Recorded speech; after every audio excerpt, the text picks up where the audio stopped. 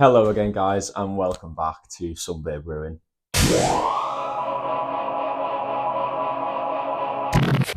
Well, obviously, I'm about 20, maybe my 25th video in now, so I figured it was time and probably a little bit more worthwhile to invest in some equipment. So I've invested in a little backlight, so hopefully you can start getting a little bit of more of a clearer image, certainly a better quality one. And I've also invested in a lapel mic. So I've done some testing, put it like round by my collar. It doesn't really sound too great. I've popped it a little bit further down just here.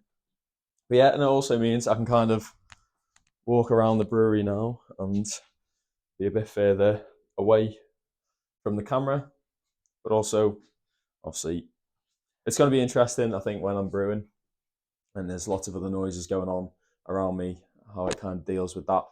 This stuff has only just arrived, so God knows what this video is going to be about. Kind of the next important job is dry hopping the beer in the tank and washing casks and kegs somehow, because I've just got rid of my keg washer, obviously, by trading my brutal system for the one that I've got now. So yeah, I don't really know how I'm going to clean everything. I'll MacGyver something. So yeah, anyway, let's see how I get on. So today I've just had a delivery from the malt miller, because obviously with the 300 litres of beer that's in the tank, I am going to need to obviously package that into a lot of 30-litre kegs. So I'm kind of hoping for 9 kegs, optimistically. But we'll see how we get on. So obviously, as you know from the previous videos that I've done, I used to use the Brutal's B150 system to clean all the kegs and casks, but obviously I've now got rid of it, so I needed something else. So unfortunately, the Black Friday deals have just been and gone, but sadly, the Booker Blaster wasn't included in that sale, so no good savings for me to be had there. So I think oh, and I got some sodium percarbonate cleaner as well. So let's see what we've got.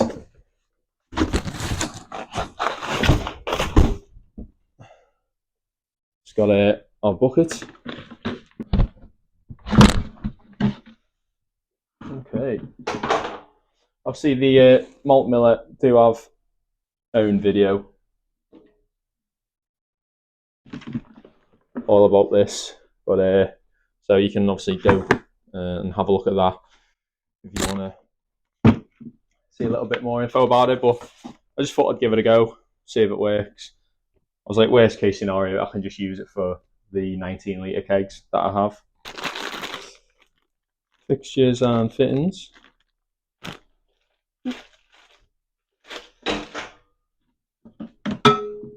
Tubing.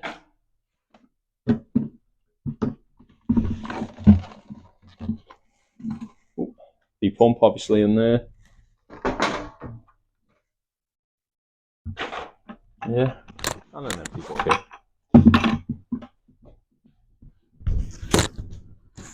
And then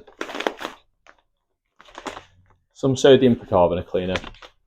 I do actually use so the blue container at the back there, that is caustic. However, I've only got about a litre left, and so I've been ordering my caustic from like Murphy and Sons.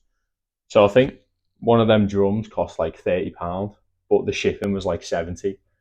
So it was a little bit more justifiable when I got the anti-foaming S, the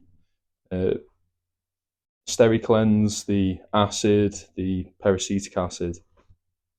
Obviously, buying them kind of like in bulk, it was a lot more kind of viable. But now that it's just that one that I need replacing, I've spoke to Colbier in Liverpool, and in January they're putting an order in for some chemicals, so they're going to order a little bit extra for me, and then I'll save myself quite a lot of money on shipping. So yeah, let's get this all took apart and see what I can do with it. So here it is, all set up and connected. As I've just said, if you want to see any more info about it, it's on the Malt Miller YouTube channel. Slightly narrowed hole at the top, just to kind of force that jet, I guess. I think I do have a spray ball attachment, and I think that probably would be slightly more effective. So maybe if I can try and find a way of attaching that as a little modification. But yeah, we'll see how I get on with this. So I'll plug that in there, and obviously I'd want the keg to sit on there quite nicely. So what I might have to do is just find a way of lifting this level up, so that way I can have this underneath and getting cleaned and have the keg sat on top. And so obviously it can't sit on top with this kind of poking out the top. So yeah, I'm just gonna have a fiddle, see what I can do. So idea number 2, just use a bigger bucket.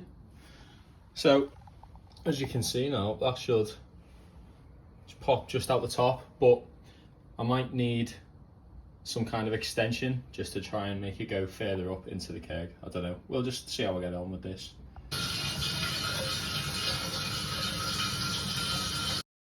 So as you can see behind me, we've got the I've sat the bucket blaster inside the grain father. The reason why I've done that is because obviously the grain father can heat itself, I can control the temperature. So I was finding in the bucket, it was getting very cold. I think obviously if you're using something like NZ Brew where temperature isn't quite as important, you'd probably be okay. But with the likes of caustic, you kind of need it a lot hotter. So I've got the temperature set at 40 degrees. It does actually say in the instructions, do not use with water above 35. But to be fair, the pond pump that I usually use for the CIP, I don't think that's particularly set up for hot liquids. But I've used water at 60 degrees, and it's lasted me like 3-4 years, and it's still absolutely fine now. So hopefully it'll be the same. I'll push it, and if it's still good at 45 today, I won't have time to clean all the kegs. So I might push it to 50, 55. I might, to be honest, I might just sod it. I'll just use it at 60. That's typically what I do caustic washes at. So I'm going to be dry hopping the tank now, whilst I've got the kegs doing the cleaning cycle. And then hopefully that should be ready in 3-4 days. So yeah, let's get doing that. Okay, so on the brew day that we did last week, we got the hops out, backpacked them, so it's just a case of just cutting the tops off the bags and chucking them in. So I'll just kind of walk you through what I'm doing as I'm doing it.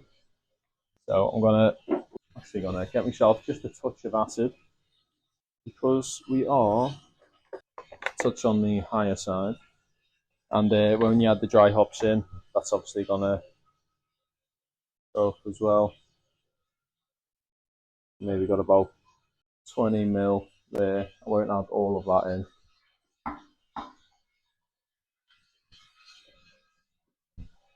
And then what I'm going to do is there's about maybe 2 psi of pressure, so not on not on much. I'm just going to slowly bleed that off. And as that's bleeding, I'm actually going to start sticking some CO2 on. So as I'm putting the hops in, I'll constantly be purging the headspace.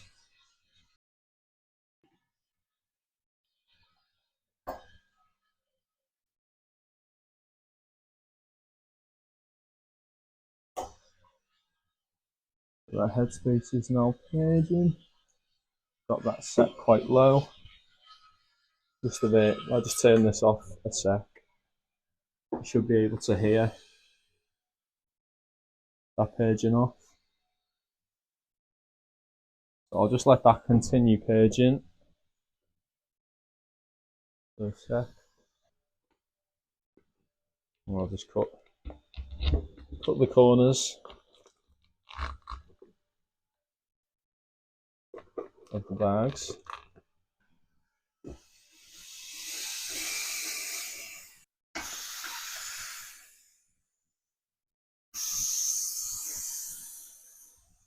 All the pressure gone, so I'm actually just going to leave it sat. And then I'm just going to crack this till it just starts. Yeah, so I just want a nice healthy flow CO2 coming up.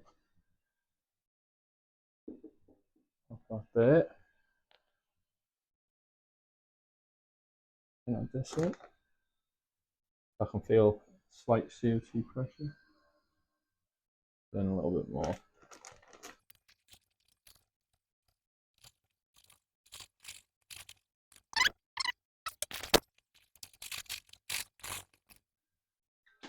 So the sanitizer around. Off like that on. Just gonna let that headspace just page even more. So I'm gonna let that head pressure come right up now. And set the spunding valve, about 1 bar. Now that I've had the hops in, I shouldn't need to open this up again. So we're getting up to 1 bar. And we're starting to see a lot of ice developing now.